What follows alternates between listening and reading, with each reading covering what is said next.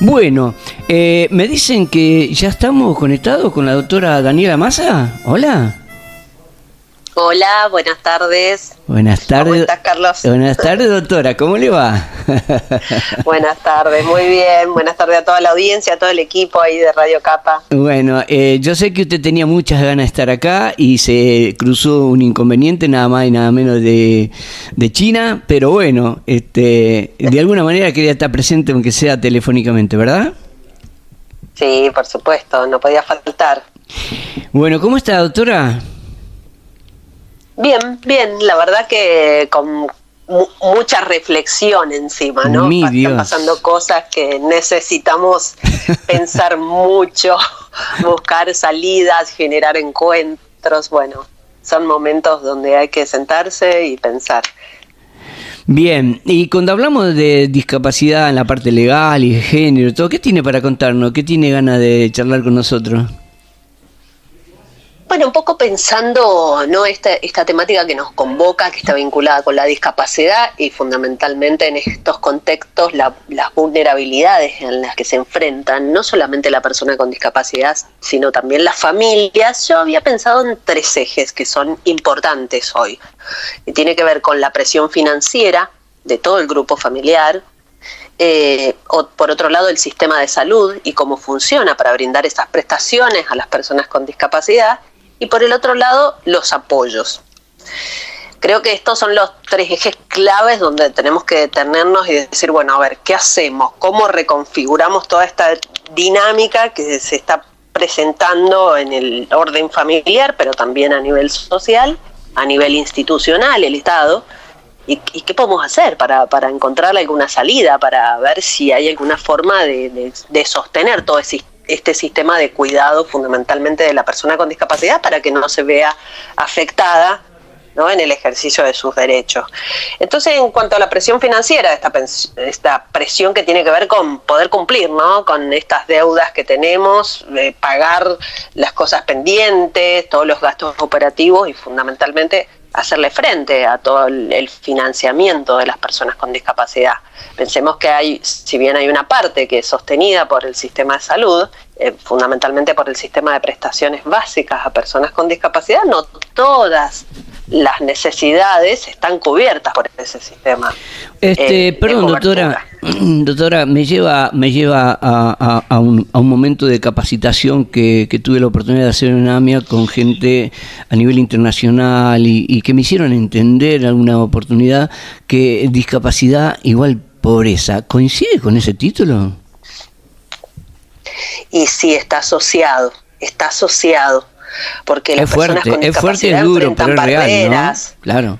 Y sí, por supuesto, y pensemos que no solamente de la persona con discapacidad, sino también el fuerte impacto que tiene también en las familias la presencia de la discapacidad. O sea, no es solo la persona con discapacidad que se encuentra tal vez en situación de pobreza porque tiene menos acceso a una fuente de recursos, a ingresos. Los ingresos que obtienen tal vez son muy limitados, generalmente excluidos de ese mercado laboral formal. Bueno, eso por un lado, pero por el otro también a veces las políticas públicas deficientes que existen para poder sostener los apoyos en el ámbito de la familia. En particular, afrontar el financiamiento. Entonces ahí es donde se produce esa desigualdad en términos patrimoniales y económicos, ¿no? Que es terrible. Uno que la padeció y que la vivió y que no nos contó nadie, podemos hablarlo de ese lugar, ¿no? Que hace muchos años, habiendo leyes a nivel internacional, por supuesto nacional, y convenios a nivel internacional en el área de discapacidad, sin embargo, todavía tenemos que seguir hablando de un tema cultural tristísimo todavía, ¿no? Entonces digo, pasaron por todas las políticas y los políticos de turno, ¿no? Porque esto no tiene nada que ver con lo actual o lo anterior o cuando se formó la democracia. Esto tiene que ver con muchos años, de 1982, que salió una ley madre de discapacidad, y hoy por hoy, al día de hoy, 2023, no se pueden cumplir con los derechos de las personas con discapacidad, doctora. Sí, en realidad los sistemas, bueno, desde la Convención sobre los Derechos de las Personas con Discapacidad, que ahora tiene jerarquía constitucional para la Argentina, y después todo de la organización, que tiene en el orden interno todo lo que es el sistema de coberturas para las prestaciones que necesitan las personas con discapacidad, estuvo acompañado también por una modificación cultural en la sociedad. ¿no? Claro. Antes las personas no tenían esa inclusión social, entonces tampoco las familias abogaban, digamos, por el ejercicio de estos derechos de las personas con discapacidad. Hoy nos encontramos en otra situación donde vemos que también las familias ya quieren ejercer la titularidad de algunos derechos que tiene que ver, como por ejemplo la obtención de la cobertura de sistemas de apoyo. Porque claro, quienes necesitan apoyo son las familias. Y aquí es donde yo siempre puntualizo en apoyar en particular a las mujeres que son las principales afectadas, porque es precisamente ese estereotipo en los cuidados que hace que en ellas impacte diferencialmente, afectando muchas veces su salud y cercenando su vida, su futuro, su desarrollo, su patrimonio. Claro, esto afecta a hermanas, hermanos, padres, o sea, se empieza a deteriorar toda la dinámica familiar y fundamentalmente el dispositivo de cuidado. Me lleva a un terreno como padre, ¿no? Que obviamente nos olvidamos cuando hay una persona con discapacidad y de pronto uno se enfoca específicamente en ellos y yo veo que en tu último tiempo, desde que la conocí al día de hoy, sigue trabajando para dar respuesta al entorno inmediato del cuidado de los cuidadores, como le dice usted. Qué interesante ese tema, por el amor de Dios, yo agradezco mucho, ¿no? Sí, yo creo que este enfoque, el enfoque de cuidado, es un enfoque superador inclusive a los análisis que se hacen de género, porque también hay varones que cuidan, entonces necesitamos hoy hacer análisis para ver cómo impacta en función del género, pero el abordaje tiene que ser de cuidado, porque tenemos que empezar a poner en cabeza de las personas proveedoras de esos cuidados el ejercicio de derechos para que no se vean afectadas y puedan seguir brindándole al Estado la riqueza que tienen, porque una persona que se levanta todos los días o que a veces ni duerme por cuidar, es una persona que le genera riqueza a la sociedad, porque mantiene su grupo familiar, porque mantiene el afecto, la amorosidad, una vida vivible. Entonces me parece que esas son cosas que en términos de valores también como sociedad tenemos que empezar a identificar y darnos cuenta que son cosas que valen la pena, que tenemos que hacer el esfuerzo y trabajar. Y por eso cuando yo recién hablaba de la presión financiera, yo digo, esta presión financiera no solo afecta a los individuos, ¿sí? O sea, a las familias individualmente, a la madre, al padre, a la persona con discapacidad. También afecta a las empresas, también afecta a los gobiernos, a la sociedad. Entonces, afecta, por ejemplo, en contextos de profundización o de malestar económico, como inestabilidad económica, afecta a las empresas de medicina prepaga, afecta a las obras sociales, afecta al Estado, afecta a nuestros bolsillos, la economía familiar directamente. Entonces empezamos a sentir presiones que luego se trasladan a lo emocional, al plano de los afectos, a la dinámica de cuidados. Entonces fíjense cómo hay todo un entramado ahí que parece cada vez más difícil de sostener.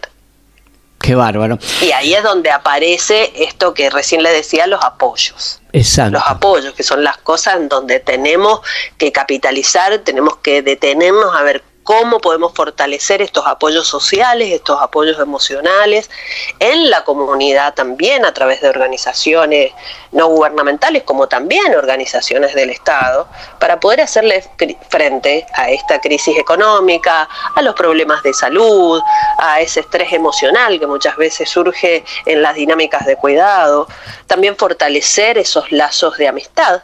Sí. Las amistades salvan vidas muchas veces, entonces hay que capitalizar la amistad, hay que capitalizar los vínculos, porque también nos generan riqueza, nos sostienen emocionalmente. Hay doctora, tanto para hablar con usted, y yo sé que no quería dejar pasar la oportunidad de charlar acá con nosotros. Primero le agradecemos muchísimo todo esto, porque nos abre la cabeza, nos hace tomar conciencia del tema un paso más allá, no solo las personas con discapacidad, sino en torno inmediato, que es lo que también debemos hacer, ¿no? La acción que debemos tomar, porque realmente si esperamos y seguimos esperando, como es un tema cultural, es muy difícil que llegue la solución. Es un tema cultural, pero también es de poder. Exacto. El desequilibrio es de poder, Exacto. O sea, digo, hay un entramado de poder que está operando negativamente. Y un aporte que no me quiero ir sin decirlo, es que el año pasado la Argentina solicitó una opinión consultiva a la Corte Interamericana para que se pueda determinar el contenido y alcance del derecho al cuidado. Se va a hacer las audiencias públicas entre el 12 y el 15 de marzo en Costa Rica, por lo cual vamos a tener ahí la oportunidad de poder hablar del cuidado de la discapacidad, así que es una excelente oportunidad para hacer interpretaciones jurídicas y que realmente esto impacte en el bienestar de las personas que cuidan a personas con discapacidad y en definitiva tenga esto un beneficio para las personas con discapacidad. Impresionante en el tema legal en discapacidad la doctora Daniela Massa, pero yo tengo que hacerle otra preguntita. Quiero aprovechar estos 3 minutitos, 4, que sé que está muy, pero muy comprometida con el tiempo. Daniela, el tema de género, ¿qué tenés para contarnos un poquito nada más? ¿Sí? ¿Puede ser? ¿Puedo robar un poquito? Sí, pero puntualmente vinculado con discapacidad me parece que, bueno, uno de los ejes más importantes, ¿no? Cuando hablabas recién del tema de la pobreza. Bueno, el 70% de las personas en situación de pobreza son mujeres. Claro. 70%. El 20% del derecho a la propiedad en el mundo está en manos de mujeres. Y esto en realidad fue una estadística que se hizo cuando la reina de Inglaterra estaba viva, por lo cual ahora su hijo, digamos, es el dueño de todas esas riquezas, por lo cual no estamos ni en el 2%.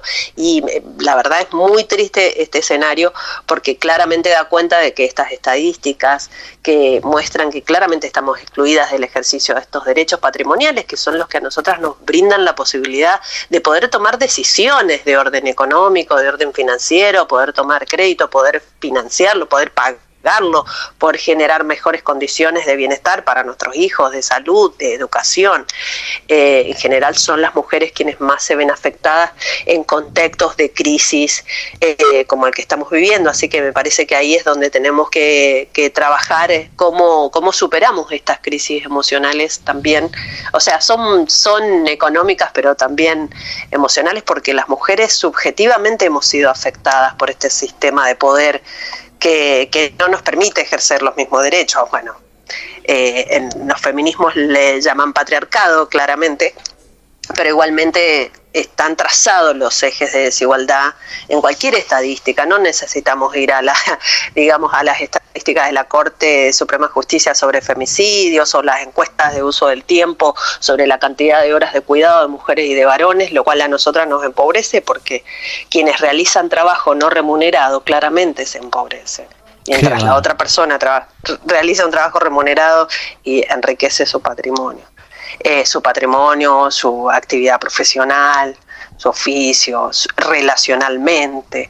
O sea, realmente vivimos en un sistema que de a poquito se va desarticulando, pero va a llevar un tiempito, cientos de años. Bueno, 300 años calculan Naciones Unidas. Impresionante, Así impresionante. Que la ansiedad... Que no nos mate la ansiedad sería el mensaje, ¿no?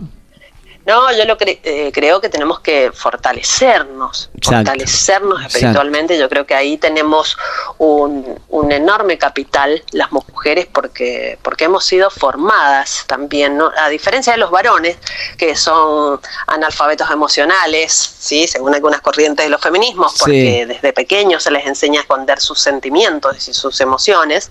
Las mujeres no, hemos profundizado en eso, por eso cuidamos.